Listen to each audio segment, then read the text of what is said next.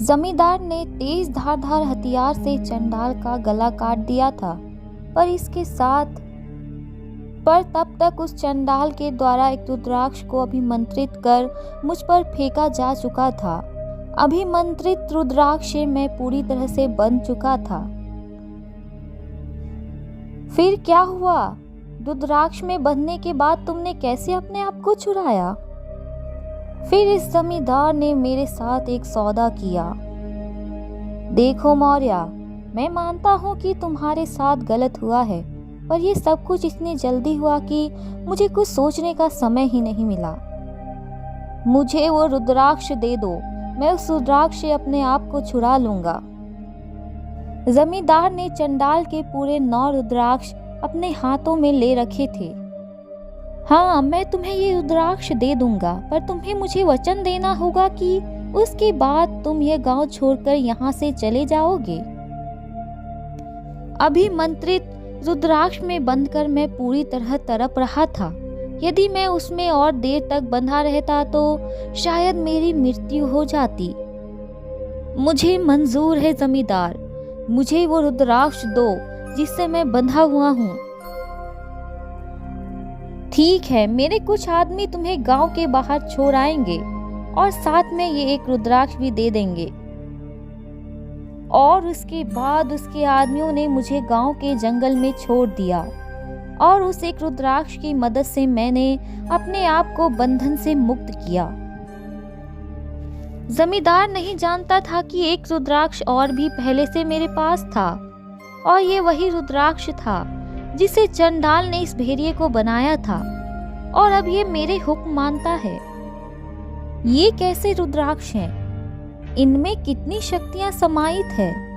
क्या इसकी शक्तियां उन दोनों स्वर्ग की देवियों से भी ज्यादा है?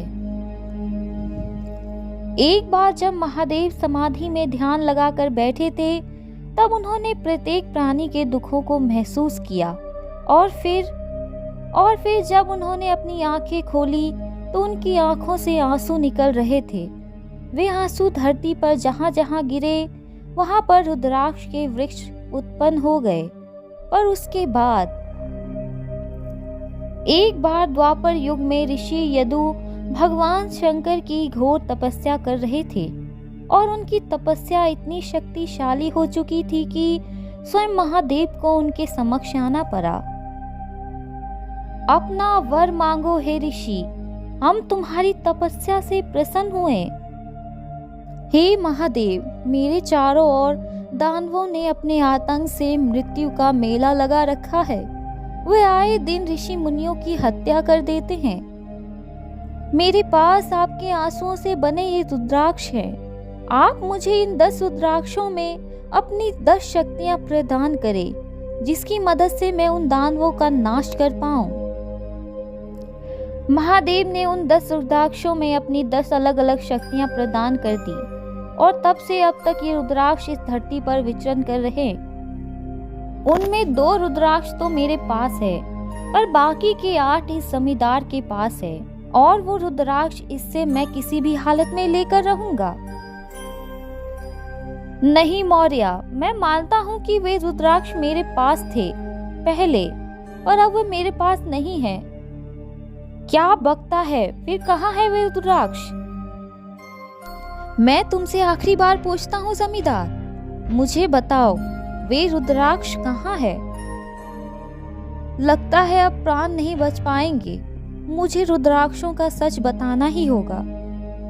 नहीं मौर्य, रुक जाओ, मैं बताता हूँ। मुझे पता है वे रुद्राक्ष कहाँ है। वे मेरी हवेली में हैं, पर मेरे बिना वहां से उन्हें कोई नहीं निकाल सकता। अगर तुम्हें वे रुद्राक्ष चाहिए तो तुम्हें मुझे वहां लेकर जाना होगा, तभी तुम उन रुद्राक्षों को ले सकते हो।